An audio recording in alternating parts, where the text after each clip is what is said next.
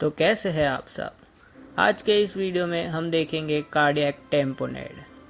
तो जैसे कि आप देख सकते हैं, कार्डियक टेम्पोनेड जानने के लिए हमें इस डायग्राम की ज़रूरत पड़ेगी। तो अगर इस डायग्राम को देख के आपको हंसी आ रही हो तो you are free to laugh, because I am not an artist, so you have to bear with the drawings which I do. This much is pretty close to a diagram of a heart which I require to explain. So अगर हम start करें तो जैसे कि आप देख सकते हैं, हार्ट का labelling inferior superior vena cava, pulmonary vessels है, एओर्टा है, लेफ़्ट राइट वेंट्रिकल्स और लेफ़्ट राइट एट्रियम्स है। ठीक है, जैसे कि हमने पिछले वीडियो में पेरिकार्डियल इफ्यूजन के बारे में पढ़ा था कि अगर पेरिकार्डियम में excessive amount of fluid accumulate हो जाता है तो उसे हम बोलते हैं पेरिकार्डियल इफ्यूजन। और पेरिकार्डियल इफ्यूजन की वजह से हार्ट जो होता है वो कंप्रेस होना स्टार्ट होता है। कैसे कंप्रेस होगा? जैसे ही इस पेरिकार्डियल कैविटी में फ्लूइड की मात्रा, यानी कि fluid accumulation, amount of fluid which is accumulated in the pericardial cavity increases about it's normal level, ठीक है, जो 30 to 50 ml है, उससे ज़्यादा होना स्टार्ट हो जाएगा तो वो धीरे धीरे करके हार्ट को कंप्रेस करेगा। ठीक है, तो अगर हम एक और डायग्राम लें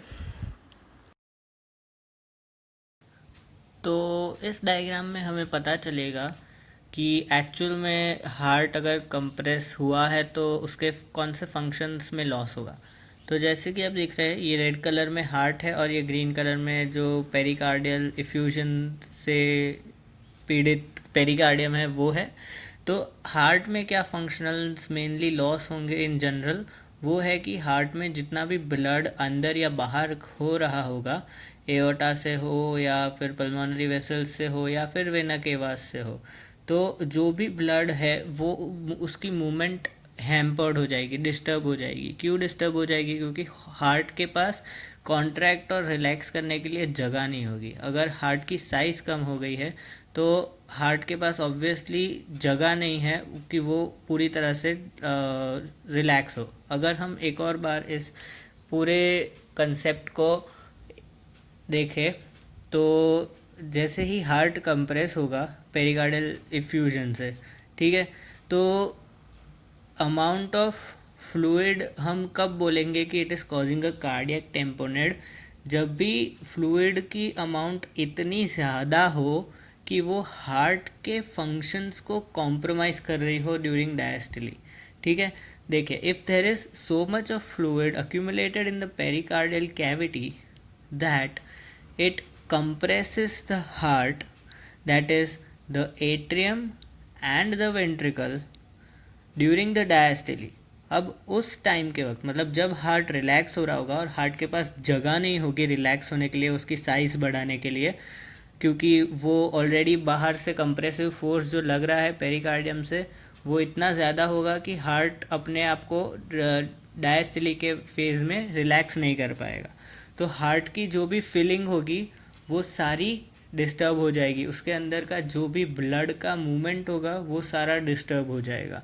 ठीक है, और जो अगर हम कार्डियक टेम्पोनेड की डेफिनेशन अगर बोले तो it is compression of the heart which is caused by excessive amount of fluid which is accumulated in the pericardium. ठीक है, और this fluid must be, it is important to know that it should be so much that it compromises the functions of the heart. तभी हम बोलेंगे कि the patient is suffering from cardiac tamponade. तो अगर हम कुछ चेंजेस जो है पेशेंट में, अगर हम डायग्नोस्टिक चेंजेस, जैसे हमें पता चलेगा कि पेशेंट को कार्डियक टेम्पोनेड है, तो वो चेंजेस कौन से होंगे, तो उसके लिए हम एक और डायग्राम ड्रॉ करेंगे। ये डायग्राम थोड़ा कंप्रेस्ड हार्ट का थोड़ा डिटेल्ड वर्जन अगर आप बोले तो हो सकता है। तो जैसे कि पेरिकार्डियल इफ्यूजन से भी एक्सेस ज़्यादा फ्लूइड जब पेरिकार्डियम में फिल हो जाएगा, अक्यूमुलेट हो जाएगा और वो हार्ट को कंप्रेस करके उसके फंक्शंस कॉम्प्रोमाइज़ करेगा, तो सबसे पहला जो चेंज होगा वो होगा जेवीपी इंक्रीज़ हो जाएगा। जेवीपी क्या है? It is known as jugular venous pressure. ठीक है, तो जुगुलर वीनस प्रेशर बढ़ जाएगा।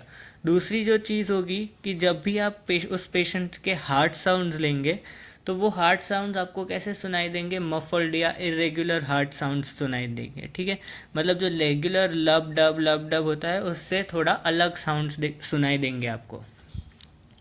तीसरा जो है चेंज जो आएगा वो है सिस्टोलिक फेज में जो ब्लड प्रेशर होगा, यानी कि सिस्टोलिक फेज के वक्त जितना भी ब्लड प्रेशर होगा वो फॉल हो जाएगा, और इस ब्लड प्रेशर को हम बोलते हैं इन medical terms systolic blood pressure. ठीक है, तो ऑब्वियस सी बात, ओके ये मफल्ड हार्ट साउंड्स है, सो ये इतना हैप्पी नहीं होगा पेशेंट। ठीक है, तो अगर इस ट्राइंगल में हम ये 3 चेंजेस ले तो सबसे पहला होगा डिस्टेंट और मफल्ड हार्ट साउंड्स। ठीक है, दूसरा जो होगा it will be rise in the JVP.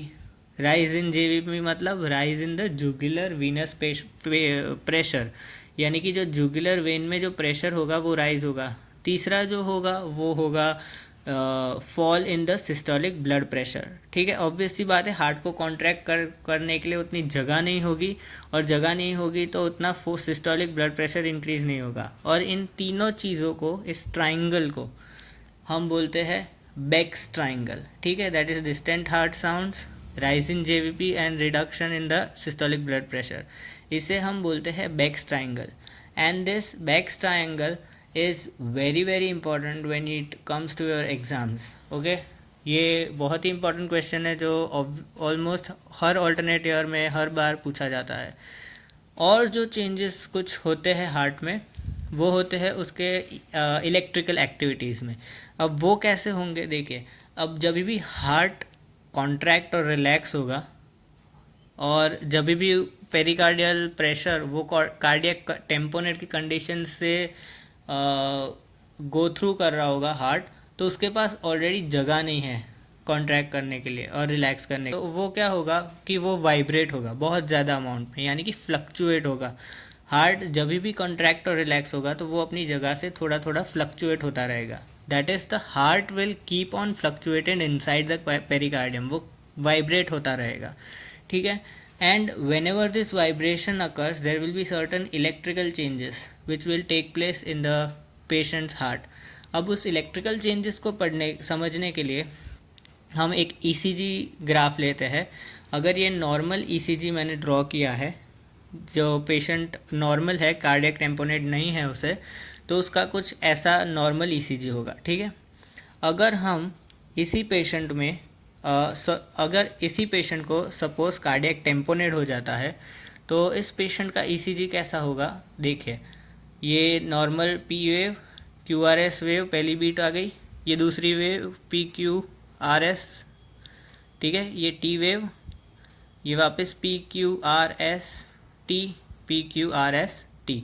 ठीक है, तो आप जैसे देख सकते हैं कि सभी जो क्यू आर एस कॉम्प्लेक्सेस है उनकी एम्पलीट्यूड में भी डिफरेंसेस है, फिर जो आर आर इंटरवल है उनमें भी डिफरेंस है। यानी कि इस पेशेंट के जो ईसीजी रिपोर्ट है इसमें क्या हमें डिफरेंसेस दिख रहे हैं, वो है आर आर इंटरवल डिफरेंसेस है और R R Q R S complex के एम्पलीट्यूड में। तो इसे हम बोलते हैं इलेक्ट्रिकल ऑल्टरेंस, क्योंकि electrical activity of the heart is being altered because of the mechanical activity of the heart, क्योंकि हार्ट फ्लक्चुएट हो रहा है, इसकी वजह से इलेक्ट्रिकल ऑल्टरेंस हो रहा है। अब एक और चीज़ है, जब भी आपको वाइवा में पूछे कि कितना amount of fluid is required to cause a cardiac tamponade, तो any ordinary doctor might say certain number that 100, 150, 200 ml, but if you really are an excellent doctor you would say that it depends on the velocity of the fluid which is entering the pericardium, and it depends on the amount of the fluid which is entering at the pericardium and at what time it is entering the pericardium। so अगर थोड़ा सा amount का fluid होगा जो pericardium में all of a sudden within no time enter होगा, तो obvious सी बात है कि हार्ट के ऊपर इतना ज़्यादा ऑल ऑफ अ सडन जो एक्यूट कंप्रेसिव फोर्स जनरेट होगा हार्ट की वॉल्स के ऊपर, वो हार्ट की वॉल्स उसको एब्जॉर्ब नहीं कर पाएगी और हम कहेंगे कि heart went into a cardiac tamponade. पर अगर इससे ऑपोजिट बात करें कि अगर slow amount of pericardial fluid एक स्लो कंप्रेसिव फोर्स जनरेट कर रहा है, तो हार्ट की वॉल्स के पास उतना ज़्यादा टाइम होगा एडजस्ट करने के लिए, और हम नहीं कह सकते कि heart went into a cardiac tamponade. क्यों नहीं कह सकते? क्योंकि the period of time heart has adjusted to the forces which have been applied on it, hence we can not say it is a cardiac tamponade.